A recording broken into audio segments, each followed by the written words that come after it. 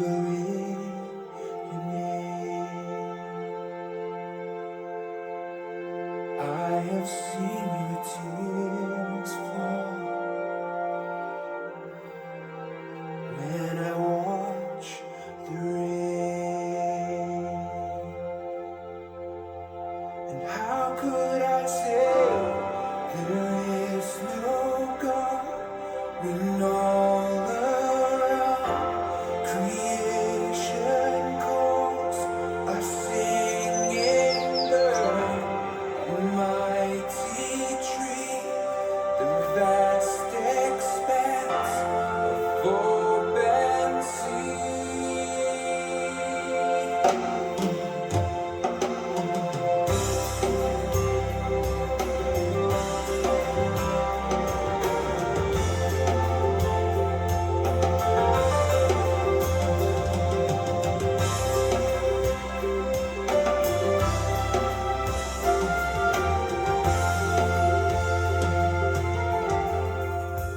Gazing at a bird in flight, soaring through the air, lying down beneath the stars. I feel your presence there. I love to stand at ocean shore and feel the thundering breakers roar. To walk through golden fields of rain, 'neath endless blue, horizons frame.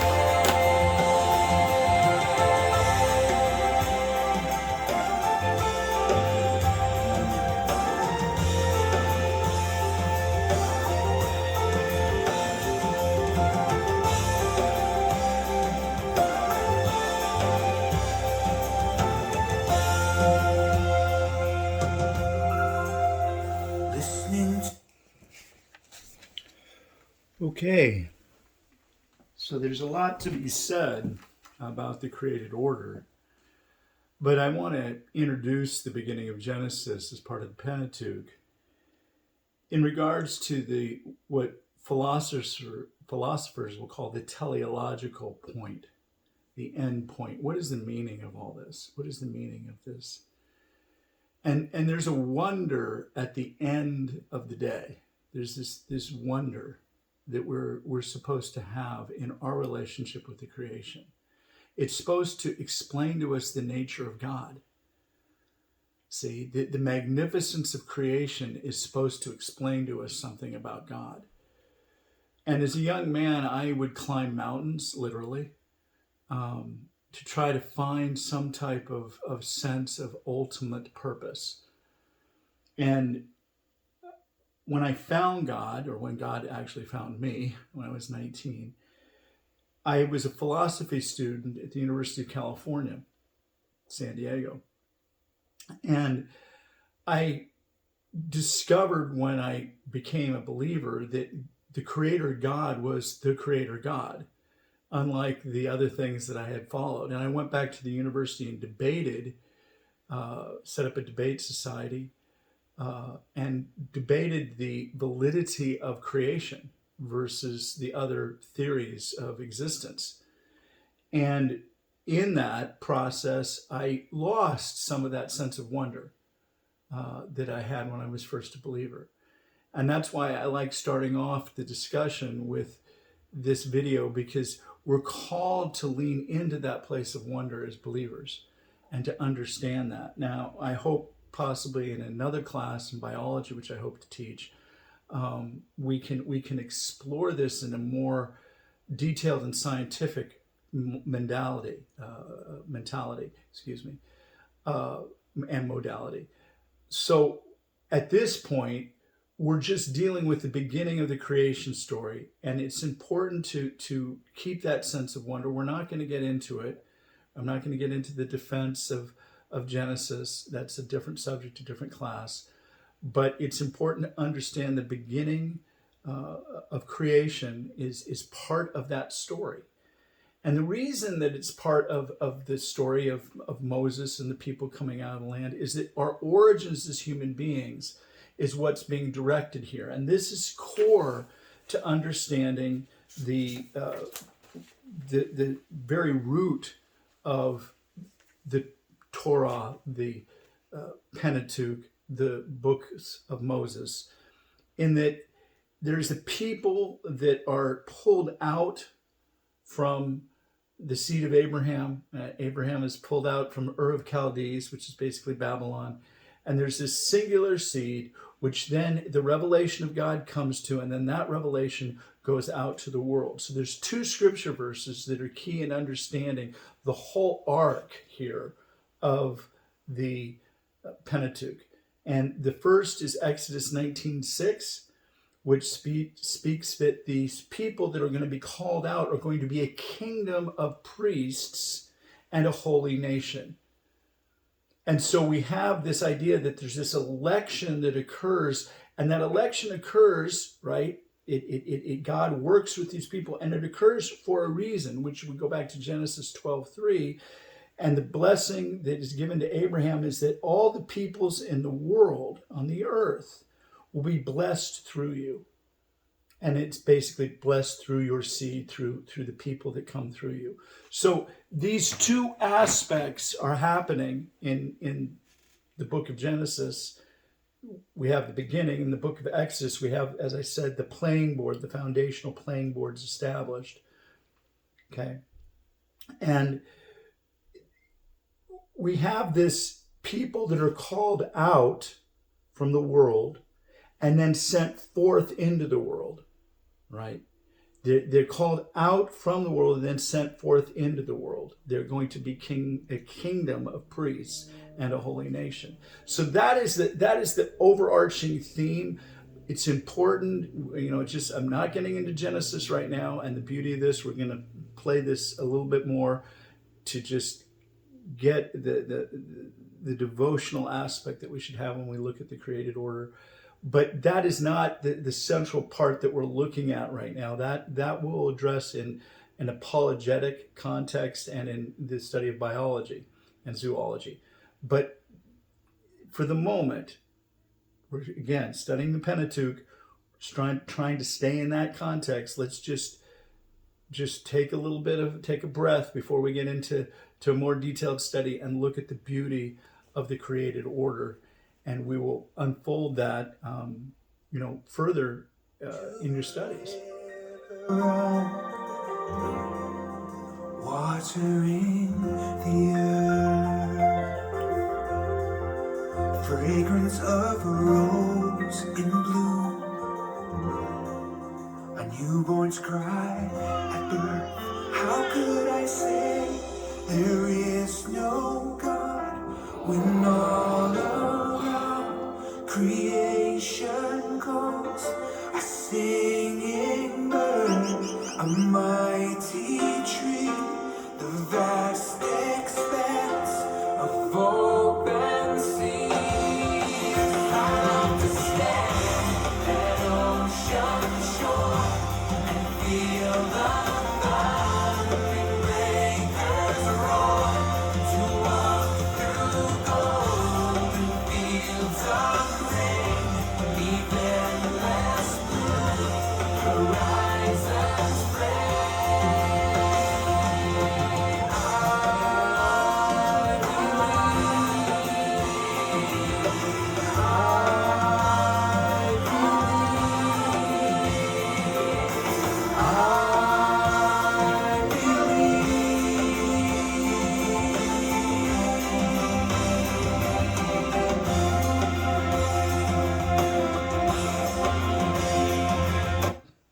So the motto of the schools which we work with comes from Augustine, which says,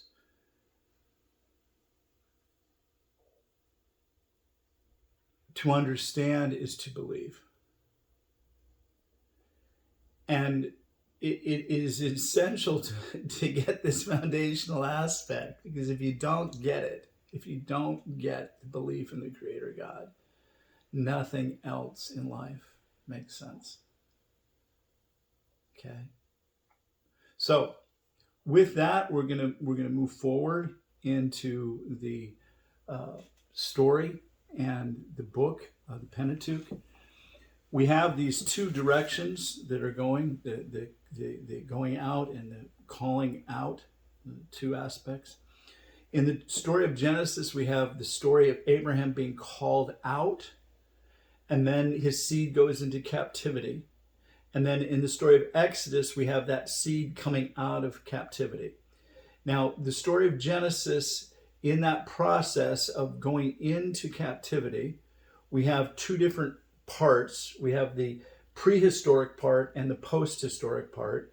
And we've discussed a little bit about the prehistoric part with Cain and Abel. Okay. And we've gone into that a little bit as one of our introductory videos for all of our coursework is dealing with Cain and Abel, because it's so foundational to all things dealing with the Bible. So we have that which is prehistory, and then we have that which is historical. Okay. And that doesn't make, prehistory doesn't make anything less valid. It just means it's not historical, and there's no historical documents that are written that we can go to that directly refer to this, except an oral history that is going backwards. So from the time of written language is basically when history happens. And so that we look at to Moses, we look at Exodus, and we look at who wrote the book of Genesis, who wrote the Pentateuch, who wrote this story. That begins history. But that doesn't mean there isn't something that happened before history, right? Because history it has to have a record, a written record, to be historical. So, people can argue that with archaeological evidence, but it doesn't hold any weight. So we've got this historical moment here. Basically, we're looking at is Moses and Moses' writing of the Bible. Who is the author of the Bible is Moses. We can discuss that. But why is Moses the author of the Bible? Okay. Well, he's in a really unique position to do this, right? We talk about people being educated. There are not a lot of educated people in Egypt and in this point in time, right? There's just not a lot of educated people, except the very cream of the cream, the very top of the society. And that's where Moses, by the circumstances of God, even though he's a Hebrew, is brought into the very cream, the very top of the society. And he learns all the wisdom of that until he's like 40 years of age. And he learns that, and he sees the injustice that's happening to his people. But understand, in that process of learning, he became, one of the most erudite, intellectual scholars of his day. And they didn't use those words, but he knew everything that could be known, really. And so writing at that point in time was done. We have hieroglyphics now that we look to, but writing was done in a different way, in a different form than it is now, but it's still the idea of a written language. And so the first part of Genesis, we have these stories of a lineage of a family. It's called Toldot. And the origin of an origin of family. And these are breakpoints in the book of Genesis, the Toldot. And it is a clay tablet that tells the story by these little a clay tablet with an imprint that's put on it, like one I just bought for my granddaughter, where you take a little block of wood and has a letter on it, and you imprint it. You have the imprint that's put into a clay tablet, and that tells the story of a family. And these clay tablets are then maintained by the priesthood in the high end of the culture, which in the Egyptian culture, the priesthood that's surrounding Pharaoh. Okay, so these tablets are then read, and they're the story of Moses' ancestors. Okay, the ancestor. So we have the Toldot of this family lineage, the Toldot of this family lineage, the Toldot. There's like 11 Toldots in Genesis. And you have a story that's told. Now think about this. Is this rational, that this is the way prehistory would be told? Of course it is. How do you tell the story of your family? Well, my mom and dad met each other and boom, and then they had Bob, and then Bob had Sue, and Sue, and the children, and the whole process. We tell the story of our family. We tell the story of our family. And that's what these Toldots are. There's stories of families that are recorded. Prehistorical record, but their record makes them historical. And so Moses then puts this into a written form using papyrus, right? Using a papyrus, writing it down on a papyrus as opposed to on a sheet of paper, but on papyrus. And they would be scrolls that would be opened and read as opposed to blocks of clay that would be printed onto. And so these scrolls, there were 5 of them that Moses wrote. And when did he have time to write? Well, there's 40 years they're wandering in the wilderness. Moses has plenty of time to write his autobiography, as it were, right? To remember what was written, what was from these tablets in Egypt. He had access to. The stories are not designed to be specifically historical in the scientific accuracy of time and place. That's not their point. Their point is to speak of the genealogy, the genesis, now get the word, the genesis of peoplehood, right? Where do people come from? This is the genesis of peoplehood. And Genesis is that term which has to do, it's like genealogy. It's the same kind of construct. It's the birthing of a seed. It's how a seed comes forth. And so this is the genesis of people, of the people on the earth. The genesis of everything on the earth. But this is the people, and the particular people being the Jews, the seed of Abraham. Okay? So Moses has all this knowledge. He's going through the wilderness, and he's able to write it all down. And that's what we have in the Pentateuch. Now, at our last section of this class, we'll discuss, the arguments against that validity of Moses' writing and the historical validity of this document. And we'll discuss that a little bit, and discuss some of the theories, but that's not the point here. The point here is to get a sense of what the Pentateuch is about. So we have the 5 books of the law of Moses, and we understand the basic structure, the arc of the story. And we understand how it is absolutely foundational for monotheism. Okay? Now, the aspects that this story tells us about the nature of God is first that we have a sovereign creator that is separate from his creation. And that he reveals himself in time through word, through proposition, through revelation that comes through his elect, right? And deed, actions that occur. And this is a foundational theme of the nature of this God that is revealed. Okay? Now, the next part of this is that because man is fallen, going back to the situation with Cain and Abel, because man has fallen, there is a sense of distance between man and God, and there needs to be an atoning sacrifice to bridge that distance. Okay, so think about the nature of our being as persons. When injustice has happened to us, in order for us to come back into relationship with somebody, oftentimes we understand that somebody has to be punished, or somebody has to offer like a peace offering to bring us back together, okay? Because sin has come in and divided us, sin produces death. There has to be an atoning sacrifice. Now, this is unique in the Torah construction, and the way this is constructed.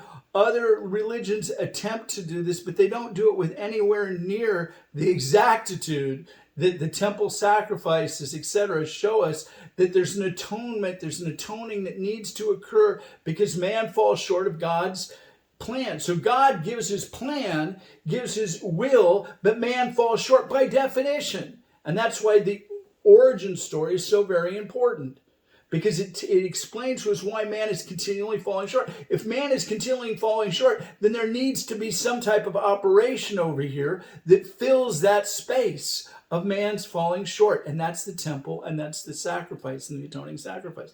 So these are the sovereign God, the atoning sacrifice, which redeems man, buys man back. Okay? So it's kind of like if you've lost something and you put out a reward to get it back, you'll pay something to get it back, right?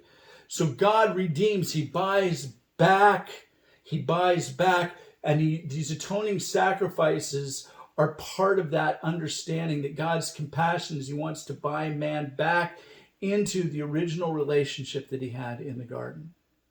Okay, so that's the Torah construction that we're dealing with. In the revelation of God is a sovereign creator who reveals himself in time, in word and deed, okay, through a particular people that have been called out. And in this, we see a God who is trying to produce a redemption and a sacrificial system that's born. And in this, we discover the nature of a gracious and compassionate God who is loving and always faithful. Okay, this is the dynamic. This is the revelation of this God who is gracious and loving. No other God is gracious and loving. No other God is gracious and loving. There are no other gods, by the way, but no other God is gracious and loving. And as a Christian, I can say this: that Jesus said, "There's no way to the Father, to the love of the Father, except through the Son." Okay, and we will develop that in New Testament survey and farther down the road. It's important. Again, we're at the foundation level. We're at the chessboard, which the black and white development of the board, the foundation. It is absolutely. These are absolutely foundational constructs to understand the whole of the Bible, but particularly to understand the Pentateuch. Now, we'll talk in the last part of this introductory series concerning the nature of some of the critiques, some of the parallels, some of the research that's been done that illuminates the text, that's outside of the text. But let's just finish with this creation aspect here, and then we'll move into the life of Moses.